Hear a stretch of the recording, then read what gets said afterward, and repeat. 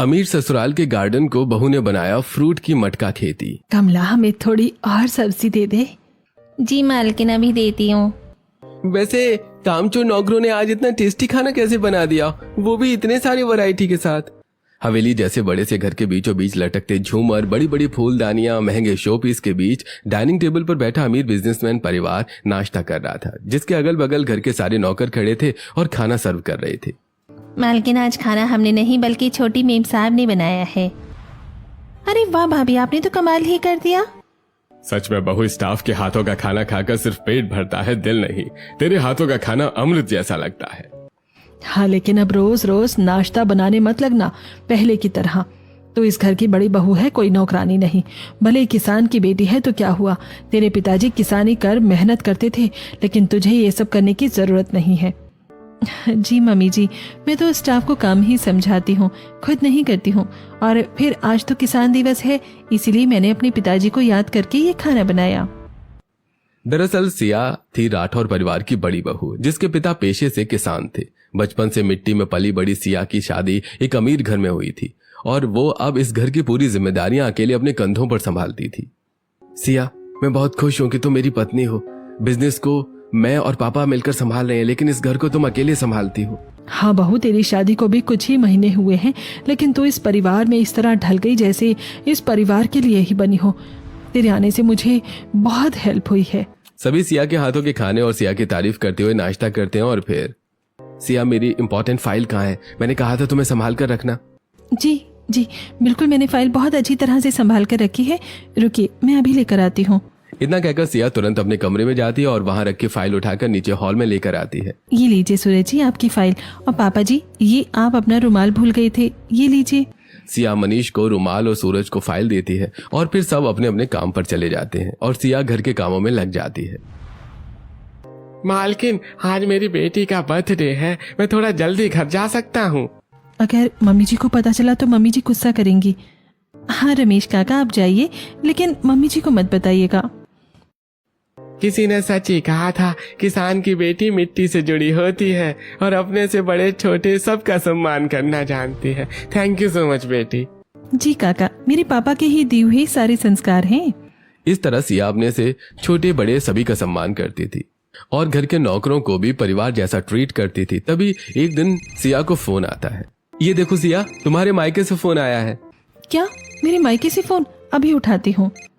इतना कहकर सिया जैसे ही फोन उठाती है, दीदी दीदी, सब बर्बाद हो गया, सब खत्म हो गया। अरे क्या हुआ सौरभ, तो इस तरह रो क्यों रहा है? बात क्या है? दीदी आप गांव आ जाओ, अब पापा इस दुनिया में नहीं रहे। ये सुनते ही सिया के पैरों तले जमीन खिसक जाती है और फोन जमीन पर गिर पड़ता है। क्या हुआ सिया, तुम ठीक तो हो? अब बात क्या है? सूरज फोन उठाकर बात करता है और उसे पता चलता है कि सिया के पापा अब इस दुनिया में नहीं रहे और ये जानते ही सूरज सभी को तुरंत इकट्ठा करता है। बहू रो मत, कल फ्लाइट बुक करके तू अपने गांव चली जाना। हाँ, और फिर आपके पापा की उम्र भी तो हो गई थी और न ही अब आपको अपने घर वापस कभी जाना था। इतने बड़े महल को छोड़कर छोटे से गांव में कौन ही जाता है, तो फिर रोने का क्या ही फायदा। वो मेरे पापा थे, बचपन से मैं मिट्टी में खेलते हुए बड़ी हुई हूँ। भले ही मैं गाँव न जाती, लेकिन उनका एहसास हमेशा मेरे साथ रहता था। लेकिन अब सिया, तुम अपने आप को संभालो। अगर तुम टूट गई तो तुम्हारे छोटे भाई का क्या होगा? मैं कल ही सुबह की पहली टिकट बुक कर देता हूँ। इतना कहकर सूरज तुरंत प्लेन की टिकट बुक करता है और सिया के साथ गांव पहुंचता है और सिया के पापा का अंतिम संस्कार करवाता है। कुछ दिन बीतते हैं और फिर वापस लौटने का वक्त आ जाता है और सिया खेत की तरफ जाने लगती है। सिया, तुम वहां कहाँ जा रही हो? जल्दी चलो वरना फ्लाइट मिस हो जाएगी। मैं पापा को तो वापस नहीं ला सकती, लेकिन मैं उनके एहसास को खोना भी नहीं चाहती। इतना कहकर सिया तुरंत खेत जाती है और जमीन पर बैठकर खेत की मिट्टी को हाथ में लेकर गले से लगाती है। पापा, भले आप मुझे छोड़कर चले गए, लेकिन आपकी ये बेटी कभी आपको भूलेगी नहीं। इस मिट्टी में आपका एहसास छुपा है और इस मिट्टी को मैं हमेशा अपने पास रखूंगी। सिया छोटी सी पोटली में अपने पापा के खेत की मिट्टी लेती है और फ्लाइट में बैठकर सूरज के साथ अपने ससुराल पहुंचती है और गुमसुम सी होकर घर की जिम्मेदारियां संभालने लगती है। अरे जब से बहू गांव से लौट कर आई है, घर बहुत सोना सोना लगता है। न जाने बहू को क्या हो गया है। अरे पिता को खोया है उसने, शायद इसीलिए थोड़ी गुमसुम है। कुछ दिनों में सब ठीक हो जाएगा। वहीं उछलती सिया का एकदम से शांत हो जाना देखकर घर के नौकर भी आपस में बातें करने लगते हैं। अरे छोटी मैम साहब को हुआ क्या है? हाँ, सच में जब से गांव से वापस आई है तब से एकदम शांत हो गई है, जिसकी वजह से घर की रौनक भी चली गई है। इस पूरे घर में एक वही तो थी जो घर को संभाल कर रखती थी, बाकी सब तो बस अहंकार में जीते हैं, प्यार से नहीं। रिश्ते संभालना सिर्फ उन्हें आता है। सिया के शांत होने से घर का माहौल भी बिगड़ जाता है। इसी तरह एक दिन जब सूरज अपने लैपटॉप पर ऑफिस मीटिंग में लगा था कि तभी सुनिए जी, आप दिन भर काम में ही बिजी रहते हैं, मुझे आपसे कुछ बात करनी थी। हाँ जल्दी बोलो, क्या बोलना है, मेरा काम चल रहा है। मिट्टी का एहसास भी अलग होता है ना। मिट्टी सिर्फ पौधे नहीं उगाती बल्कि रिश्तों में प्यार भी जगाती है। क्या कह रही हो तुम? देखो मेरे पास बिल्कुल भी टाइम नहीं है, मुझे मेरी इंपॉर्टेंट मीटिंग अटेंड करने दो।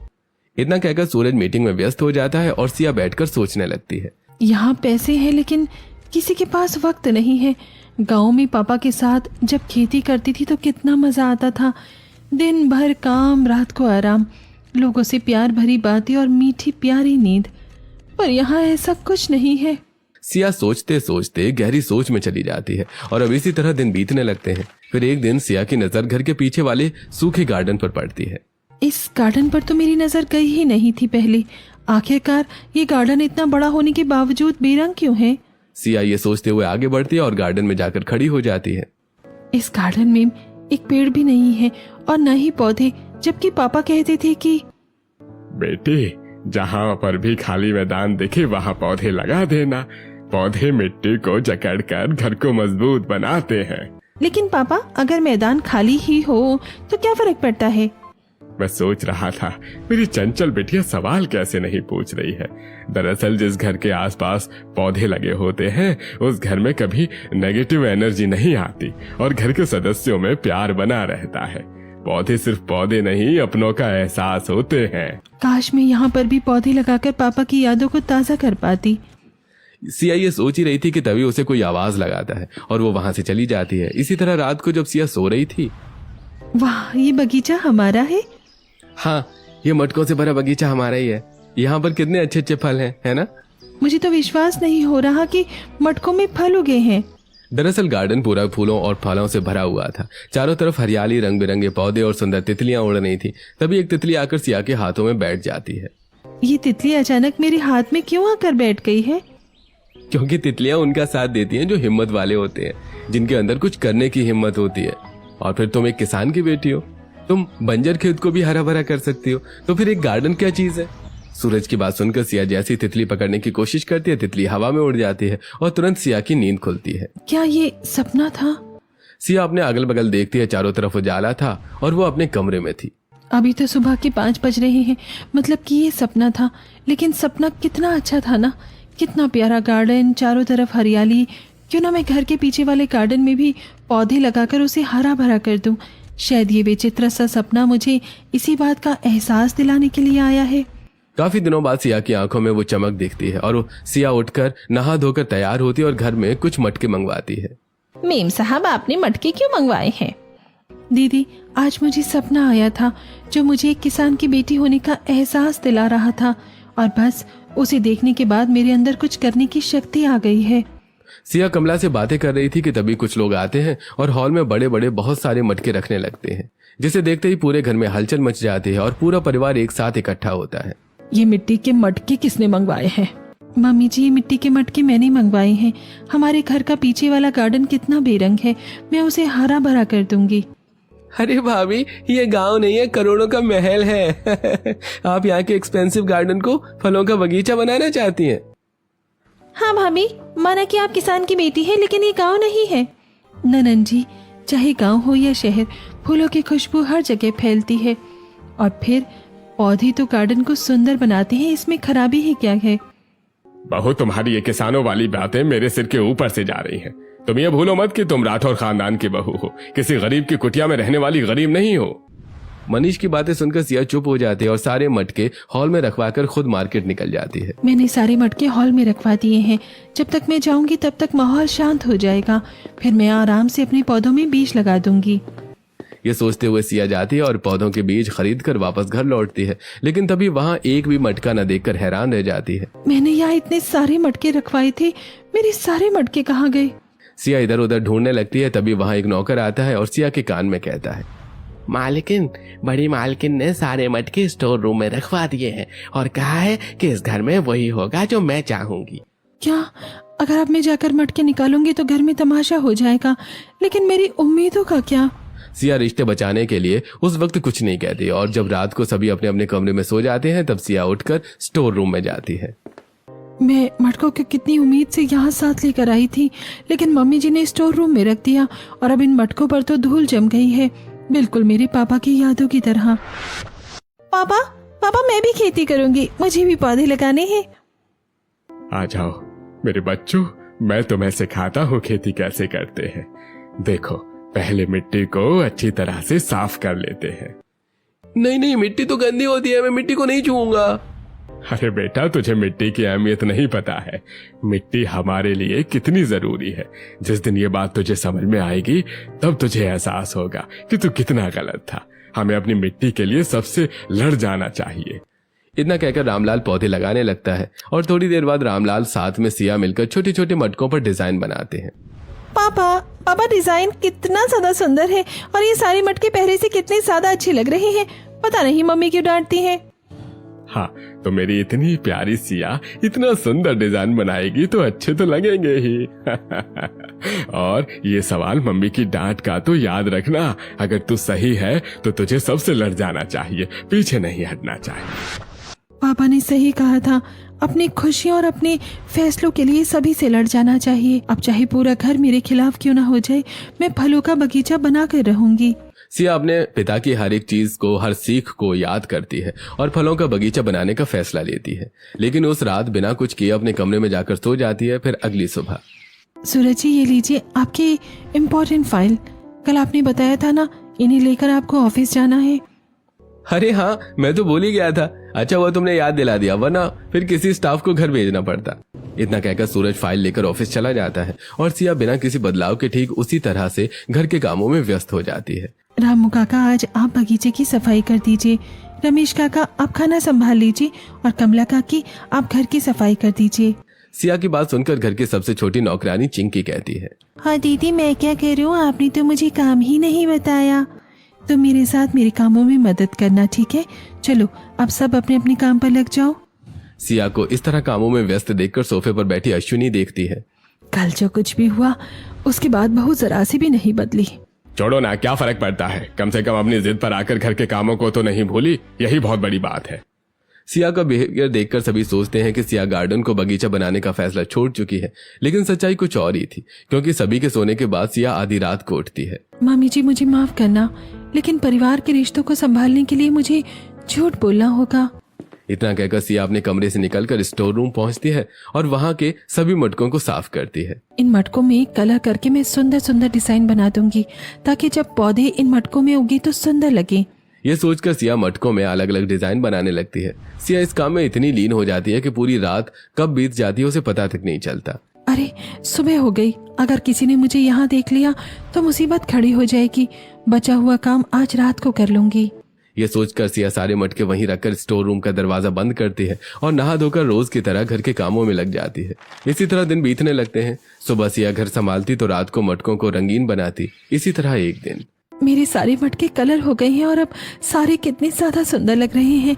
अब मैं सभी के उठने से पहले गार्डन में इन्हें ले जाकर पौधे लगा देती हूँ, किसी को पता नहीं चलेगा।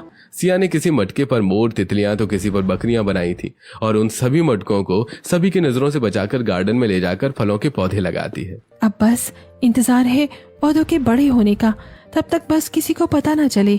सिया रोज रात को पौधों का ध्यान रखती, पानी डालती, खाद बनाती, जिसकी वजह से उसकी आंखों के नीचे डार्क सर्कल होने लगते हैं। जिससे एक दिन, बहू तेरी रातों की नींद पूरी नहीं होती है क्या? तेरी आंखों के नीचे ये काले खड्डे क्यों हो रहे हैं? नहीं नहीं मम्मी जी, मेरी नींद पूरी होती है, ये तो बस कल खांचा लगाया था उसी वजह से हो गए हैं। चल फिर ठीक है, लेकिन याद रखना इस घर के खिलाफ जाकर रात को चुप चुप कर कुछ करने की कोशिश मत करना। मेरी नजर सब जगह रहती है।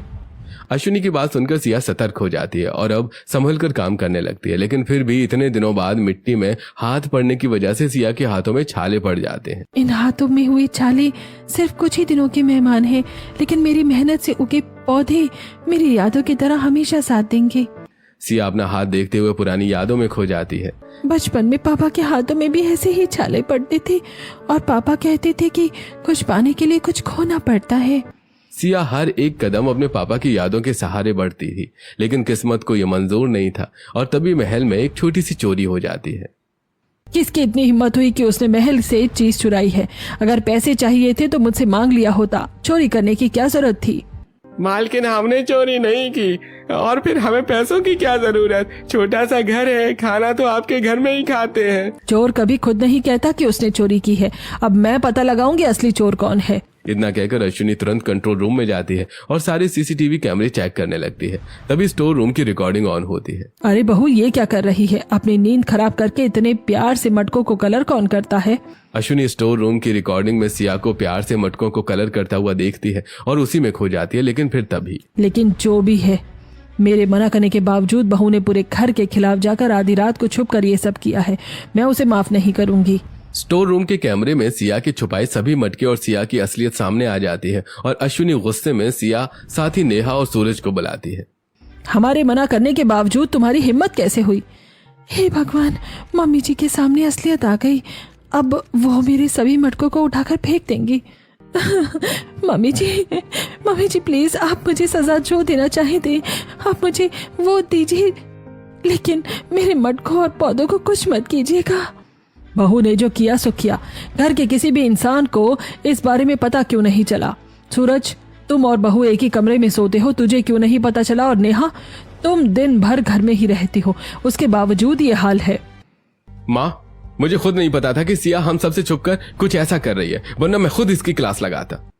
हाँ, और मुझे लगा भाभी बगीचे को फ्रूट गार्डन बनाने का सपना छोड़ चुकी है। अब तक चाहे इस घर में जो भी कुछ हुआ हो, लेकिन अब ये सब नहीं होगा। रमेश, जाओ, जाकर सारे मटके उठाकर फेंक दो। नहीं मम्मी जी, नहीं, मैं बहुत उम्मीद के साथ पौधे लगाए हैं इनमें, आप ऐसा मत कीजिए। बहू, रोना बंद करो और एक अच्छी बहू की तरह घर की जिम्मेदारियां संभालो, फालतू के शौक मत पालो। इतना कहकर अश्विनी चली जाती है और सिया चाह कर भी कुछ नहीं कर पाती। थोड़ी देर बाद जब सिया गार्डन में जाती है और टूटे मटकों को देखती है तो वहीं बैठकर फूट फूट कर रोने लगती है। क्यों भगवान, आपने मेरे साथ ऐसा क्यों किया? मैंने रातों की नींद खराब की सिर्फ अपनी यादों को ताज़ा रखने के लिए, और आपने मेरी उम्मीदों को चूर चूर कर दिया। क्या मेरा फ्रूट गार्डन बनाने का सपना कभी पूरा नहीं हो पाएगा? क्या मेरे ससुराल वाले कभी मिट्टी और पौधों की अहमियत नहीं समझ पाएंगे? सिया फूट फूट कर रो रही थी। तभी घर की सबसे छोटी नौकरानी चिंकी सिया के कंधों पर हाथ रखती है। दीदी, आप रोइए मत, ये लीजिए मेरा गुल्लक, इसमें बहुत सारे पैसे हैं, इन्हें तोड़कर उन पैसों से नए मटके आप खरीद कर ले आइए। चिंकी की बात सुनकर सिया और तेज तेज रोने लगती है। एक छोटे से बच्चे के पास भी दिमाग है, लेकिन घर के अमीर लोगों के पास नहीं। न जाने मेरे परिवार में एकता कब बनेगी, लोग कब मेरी भावनाओं को समझेंगे। गार्डन के बीचों बीच सिया बैठकर रो रही थी। तभी वहां घर के सभी स्टाफ आते हैं और अपनी सेविंग्स के थोड़े थोड़े पैसे सिया के सामने रखते हैं। ये सब क्या है? आप लोग मुझे ये पैसे क्यों दे रहे हैं? मालकिन, ये लीजिए हमारी सेविंग्स के पैसे। मालकिन, अगर आप घर के लोगों से पैसा मांगेंगे तो वो आपको मना कर देंगे, इसलिए आप इन पैसों से नए मटके खरीद कर ले आइए, हम आपके साथ हैं। हाँ दीदी, हम आपकी भावनाओं को समझते हैं। लेकिन अगर मेरा साथ देने से आप लोगों की नौकरी चली गई तो? छोटी मालकिन, इस घर में हमें इंसान आपने ही माना है, हमारी भावनाओं की कदर आपने ही की है, और आज हम आपका साथ छोड़ दें इतने एहसान फरामोश नहीं है हम। हाँ, हमें याद है वो दिन जब। निकल जा तू इस घर से, 2 कौड़ी की औकात नहीं है तेरी। नौकर है तो इस घर का नौकर। पापा जी, नौकर ही सही, लेकिन वो इस घर के सदस्य हैं, और वैसे भी वो अपनी मेहनत की कमाई खाते हैं, हमें भी उनकी इज्जत करनी चाहिए। उस दिन आपने हमारा साथ दिया था और आज हम आपका साथ देंगे। इस तरह घर के नौकर सिया का साथ देते हैं और एक बार फिर सिया को मोटिवेशन मिलता है। अगले दिन सिया फिर से नए मटके खरीद कर लाती है और उनमें कलर करने लगती है, लेकिन इस बार किसी से छुपाती नहीं है। सिया, मम्मी ने क्या कहा था तुम्हें याद नहीं है क्या, जो तुम फिर ये कबाड़ उठा लाई? सूरज जी, ये कबाड़ नहीं, मिट्टी के मटके हैं। जिसमें मैं फ्रूट उगाऊंगी, और इस बार मैं किसी से भी नहीं डरूंगी। जैसे आप लोग अपने शौक पूरे करते हैं वैसे मैं अपने सपने पूरे कर सकती हूँ। अरे लेकिन सूरज जी, मैं भी इस घर की बहू हूँ और मुझे अपने सपने, अपने शौक पूरे करने का हक है। सिया की बात सुनकर सूरज हैरान रह जाता है। पहली बार सिया ने खुद के लिए आवाज उठाई थी। इसी तरह दिन बीतने लगते हैं। एक दिन जब अश्विनी गार्डन में घूम रही थी। ये क्या बदतमीजी है, मैंने मना करा था, उसके बाद भी यहाँ नए पौधे लाकर किसने रखे? उठाकर फेंक दो इन्हें। सारे नौकर वहीं मौजूद थे, लेकिन अश्विनी की बात कोई नहीं सुनता है और चुपचाप खड़े रहते हैं। तभी वहां सिया आती है। तुम लोगों को मैंने क्या कहा, सुनाई नहीं दिया क्या? मूर्ति बनकर क्यों खड़े हो? उठाकर फेंक दो इन पौधों को यहाँ से। ये करोड़ों का महल है, 2 रुपए का खेत नहीं। मम्मी जी माफ कीजिएगा, लेकिन असलियत में इसे एक कला कहते हैं। फ्रूट्स उगाना आसान नहीं होता, और वैसे भी ये गार्डन में रखा है, इससे आपको क्या फर्क पड़ता है? हाँ मालकिन, आप तो गार्डन में कभी आती भी नहीं है, और अगर भूले भटके भी आ जाए तो एक दिन के लिए छोटी मालकिन की हमेशा की खुशियों को क्यों छीनना। नौकरों की बातें सुनकर अश्विनी हैरान रह जाती है और मुंह बनाकर अपने कमरे में चली जाती है। न जाने कैसी बहू पसंद कर ली है मैंने, एकदम सिद्धि। अब तक तो मेरी सुनने वाली नहीं है। मैं बोलकर अपनी इमेज क्यों डाउन करूं? जो कर रही है करने दो, भाड़ में जाए। अश्विनी को यह समझ में आ जाता है कि सिया अब रुकने वाली नहीं है। दिन बीतने लगते हैं। सिया गार्डन में छोटे छोटे फ्रूट्स के मटके लगाती है। वहीं घर में मम्मी जी, आपको मेरे हाथों की चाय बहुत पसंद है ना? मैं आज अपने हाथों से चाय बनाकर लाई हूँ, ये लीजिए चाय। बोल दो रामू, मुझे किसी के हाथों की चाय नहीं पसंद। मम्मी जी आप ऐसा क्यों कह रही हैं? और ये वक्त आपका चाय पीने का है, पी लीजिए। बोल दो कमला, मैं सिर्फ अपने हाथों की चाय पीती हूँ। जो मेरी बातें न माने वो मेरे अपने कैसे, मुझे नहीं पीनी चाय। इतना कहकर अश्विनी वहां से उठकर चली जाती है। मेरे घर वाले मुझसे कितना दूर हो रहे हैं, लेकिन मैं भी अपने फैसले से पीछे नहीं हटूंगी। सिया घर के सदस्यों की नाराजगी दूर करने की कोशिश जारी रखती है। वहीं अपने पौधों को पानी डालकर, खाद डालकर धीरे धीरे बड़ा करती है। और फिर कुछ दिनों में उन मटकों में से तरबूज, लीची, पपीते के रंग बिरंगे पौधे निकलने लगते हैं।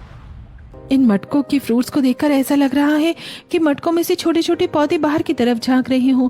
इतने ज्यादा प्यारे लग रहे हैं ना ये सारे के सारे। हाँ दीदी, बिल्कुल आपकी स्माइल की तरह। चिंकी, तुम सच में बहुत समझदार हो। मुझे पूरा विश्वास है कि तुम बड़ी होकर अपने माँ बाप का नाम जरूर रोशन करोगी। हाँ, और आपकी तरह सारी कीमती यादों को समेट कर रखूंगी। पहली बार सिया अपने ससुराल में खुलकर हंसती है और उसकी खुशियां घर में रौनक ला देती हैं। इसी तरह एक दिन हाँ हाँ बिल्कुल, आप चिंता मत कीजिए। अरे आप संडे को घर हमारे आ जाइएगा, इस डिनर करके हम डील डन करेंगे। इतना कहकर मल्होत्रा साहब फोन रख देते हैं। क्या हुआ पापा, इतना ज्यादा खुश क्यों है? किसका फोन था? अरे तुम सबको पता है, लंदन में जो सबसे बड़ा गार्डन है उसकी डेकोरेशन की डील के लिए हम कितने दिनों से मेहनत कर रहे थे। आज फाइनली लंदन के हेड हमारे कांटेक्ट में आए हैं और उन्होंने कहा है कि वो संडे को आएंगे डील डन करने। अरे वाह, हम इस डील के लिए न जाने कितने सालों से मेहनत कर रहे हैं। ये डील हमें ही मिलनी चाहिए। घर का हर एक कोना साफ करवाइए, कहीं पर कोई भी गंदगी नहीं रहनी चाहिए। सूरज इतना कहते ही हैं, अश्विनी घर का हर एक कोना साफ करवाती है और घर में जोरों शोरों से मिस्टर मल्होत्रा के आने की तैयारी शुरू हो जाती है। तभी एक दिन, बहू तुम्हें पता है ना, लंदन से मिस्टर मल्होत्रा आने वाले हैं, जिसके लिए घर के हर एक सदस्य ने बहुत मेहनत की है। हाँ मम्मी जी, मुझे पता है और मैं बहुत ज्यादा खुश हूँ। मैं भगवान से प्रार्थना करूंगी वो डील हमें ही मिले। वो डील हमें तब मिलेगी जब घर वेल मेंटेन रहेगा। वो लंदन से आ रहे हैं, उन्हें ये मिट्टी से सना गार्डन बिल्कुल पसंद नहीं आएगा। तो अपने इन मटकों में उगे फ्रूट्स उठाकर फेंक दे, मैं जा रही हूँ। इतना कहकर अश्विनी वहां से चली जाती है और सिया पहली बार खुद को अंदर से टूटा हुआ महसूस करती है। मैंने इतनी मेहनत की और सोचा कि वो लंदन से आएंगे, इतने प्यारे और रंग बिरंगे पौधे देखकर खुश हो जाएंगे, लेकिन मम्मी जी ने तो इन्हें हटाने के लिए कह दिया है। सिया ये सोच रही थी कि तभी उसके मायके से एक छोटा बक्सा भिजवाया जाता है। भाभी ये देखिए, आपके पापा की कुछ पुरानी चीजें आपके गांव से आई हैं, शायद आपके भाई ने भिजवाई होंगी। क्या पापा की पुरानी चीजें? मैं अभी खोल कर देखती हूँ। सिया बहुत ज्यादा टूट गई थी अंदर से। तभी अपने पापा का पुराना संदूक खोलते ही सिया को एक लेटर मिलता है, जिसे सिया पढ़ने लगती है। सिया, अगर तुम्हें ये लेटर मिला है तो अब मैं इस दुनिया में नहीं हूँ। मैं ये तुम्हारे लिए लिखकर जा रहा हूँ। याद रखना, जब टूट जाओ तो कभी बिखरना मत। जब लोग साथ छोड़ दें तो अपने फैसले पर जरूर अड़े रहना, क्योंकि बाद में फल देने वाला पौधा शुरू में मजाक ही बनता है और कमल भी कीचड़ में ही उगता है। ये सुनते ही सिया के अंदर का मोटिवेशन फिर से जाग उठता है और वो अश्विनी के कहने के बावजूद पौधे न हटाने का फैसला लेती है। मैंने कहा था ना गार्डन के सारे पौधे हटा देने के लिए, तुमने इन्हें हटाया क्यों नहीं? आज शाम को मल्होत्रा जी आने वाले हैं। मम्मी जी, जैसे आपके लिए वो डील इम्पोर्टेंट है, ठीक वैसे ही मेरे लिए मेरे पापा की यादें और इन पौधों में मेरे पापा का एहसास है। मैं इन्हें नहीं फेंकूंगी। अब मैं चाहे जितना कह दूं, लेकिन बहू पौधे तो नहीं हटाएगी। अगर मैंने कुछ ज्यादा कहा तो बखेड़ा खड़ा होगा और सबकी खुशियों पर पानी फिर जाएगा। इससे अच्छा एक बार मिस्टर मल्होत्रा को आकर चले जाने दो, फिर मैं इसे देखती हूँ। ये सोचकर अश्विनी बिना कुछ कहे वहां से चली जाती है और फिर शाम को मिस्टर मल्होत्रा अपनी मैनेजर के साथ घर आते हैं। Welcome to Rathore family. आपका राठौर फैमिली में स्वागत है। मल्होत्रा अपने मैनेजर के साथ आगे बढ़ते हैं। हॉल में लगे छोटे छोटे नकली पौधे, डिजाइनर झूमर, चमकती लाइटें और पूरे घर में पौधों की खुशबू से मिस्टर मल्होत्रा काफी इंप्रेस होते हैं। Really I am impressed. आप लोगों ने अपने घर को एक हरा भरा गार्डन बना रखा है। कितने अच्छे अच्छे पौधे हैं आपके घर में। यस, आप लोगों ने तो सर का दिल मीटिंग से पहले ही जीत लिया है। एक्चुअली सर को बचपन से ही पौधे बहुत पसंद हैं। अरे हमारे घर में पौधों की बहुत अहमियत होती है। पता है, एक एक पौधा यूरोप, लंदन और अमेरिका से मंगवाया है हमने। जी, और पापा को भी पौधों का बहुत शौक है। बाय द वे, चलिए हम डिनर कर लेते हैं, बातें तो होती रहेंगी। इतना कहकर सूरज सभी को डाइनिंग टेबल पर लेकर जाता है और स्टाफ लंदन की फेमस डिशेस डाइनिंग टेबल पर सर्व करते हैं। सच बताऊं तो मुझे यहाँ आकर बहुत अच्छा लगा। खाना खाकर हम डील की भी बात कर लेंगे। वैसे आप लोगों ने डील के बारे में क्या सोचा है? डील हमें ही मिलेगी ना? जिस तरह आप लोगों ने अपना घर डेकोरेट कर रखा है उसके हिसाब से तो शायद ये डील आपकी ही हुई। सभी खुशी खुशी के साथ बैठकर खाना खा रहे थे। तभी अचानक धमाकेदार बारिश शुरू होती है। चारों तरफ अफरा तफरी मच जाती है। लंदन अमेरिका से आए सभी नकली पौधे खराब हो जाते हैं, कीचड़ में मिल जाते हैं और यहाँ तक कि सारा का सारा डेकोरेशन मिट्टी में मिल जाता है। ये अचानक बारिश क्यों शुरू हो गई? और ये क्या, आप लोगों ने अपने घर में नकली पौधे लगा रखे थे? वो दरअसल मनीष और बाकी सब घबरा जाते हैं, लेकिन कोई कुछ कहता है उससे पहले ही मल्होत्रा की नजर घर के पीछे वाले गार्डन पर पड़ती है और वो तुरंत सभी के साथ वहां पर जाते हैं जहां सिया के उगाए पौधे गार्डन को रंग बिरंगा बना रहे थे। आम की पत्तियों से टपकता पानी सुकून दे रहा था। वाओ, कितना सुंदर गार्डन। भाई, कितनी छोटी छोटी और डिजाइनर मटकों में से कितने सारे प्यारे प्यारे फ्रूट के पौधे निकल रहे हैं। ऐसा गार्डन देखने के बाद तो मैं ये करोड़ों की डील चुटकियों में साइन करने के लिए तैयार हूँ। इतना कहकर मल्होत्रा तुरंत डील पर साइन करता है और बारिश रुकते ही वहां से चला जाता है। सभी खुश थे, लेकिन सभी के चेहरे पर गिल्ट भी साफ नजर आ रही थी। तभी अश्विनी आगे बढ़ती है और सिया का हाथ पकड़कर कहती है, बहू मुझे माफ कर दे, मैं तेरी भावनाओं को नहीं समझी। आज तेरी वजह से ही ये डील हमें मिल पाई है। हाँ सिया, जिसे मैं टाइम पास कहता था वो तो तुम्हारा टैलेंट निकला। इतना सुंदर गार्डन बनाना हर किसी के बस की बात नहीं होती। आज मुझे अपनी गलती का एहसास हुआ है। आप सबको मिट्टी की कदर समझ में आ गई है, मेरे लिए यही बहुत है। आप लोगों को माफी मांगने की कोई जरूरत नहीं है। वैसे भी एक अमीर क्या जाने मिट्टी की कदर। कोई किसान की बेटी हो तब ना उसे पता चले मिट्टी होती क्या है। यह सुनते ही अश्विनी की आंखें भर आती हैं और वो सिया को तुरंत अपने कमरे में लेकर जाती है जहां वो सिया को एक फोटो दिखाती है। मामी जी, मिट्टी से खेल रही मटकों के बीच खड़ी ये छोटी सी बच्ची कौन है? बेटी, मैं भी एक किसान की ही बेटी थी, लेकिन अमीर बनने के बाद मैं मिट्टी की कदर भूल गई। लेकिन तूने मुझे सबक सिखाया है और ये समझाया है कि अमीर और गरीब कुछ नहीं होता, बल्कि मिट्टी की कदर करने वाला इंसान ही खुश नसीब होता है।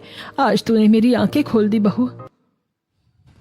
अश्विनी का भावुक स्वर सुनकर सिया की आंखों में से आंसू निकल पड़ते हैं और दोनों सास बहू पहली बार एक दूसरे को गले लगाते हैं और अब पूरा परिवार सिया को उसके छोटे मटकों के फ्रूट गार्डन को सपोर्ट करने लगता है। फिर कुछ महीनों बाद, ओह माय गॉड, इतना सुंदर गार्डन! अरे मटकों में से छोटे छोटे पौधे और फ्रूट्स कितने ज्यादा अट्रैक्टिव और प्यारे लग रहे हैं। Really? मैंने इतना सुंदर गार्डन कभी नहीं देखा है। सच में इसे देखकर तो ऐसा लग रहा है कि अगर स्वर्ग पृथ्वी पर होता तो बिल्कुल ऐसा ही दिखता। दरअसल सिया का छोटा सा फ्रूट गार्डन अब एक बड़े से गार्डन में बदल चुका था जहां टूरिस्ट दूर दूर से उसे देखने आया करते थे। रंग बिरंगे पौधे, अलग अलग फ्रूट्स की खुशबू, डिजाइनर मटके और प्राकृतिक चीजें देखकर हर कोई खुशी से झूम उठा था और हर मटके के नीचे लिखा रहता था कि मिट्टी किसान की जान होती है और अमीर को कभी मिट्टी की कदर समझ नहीं आती। इस तरह से सिया अपने अमीर ससुराल को टूरिस्ट के घूमने की जगह बना देती है। फ्रूट के मटकों से गार्डन को इस कदर सजा देती है कि सब वहां आना जरूर चाहते हैं, लेकिन वापस जाना कोई भी नहीं चाहता।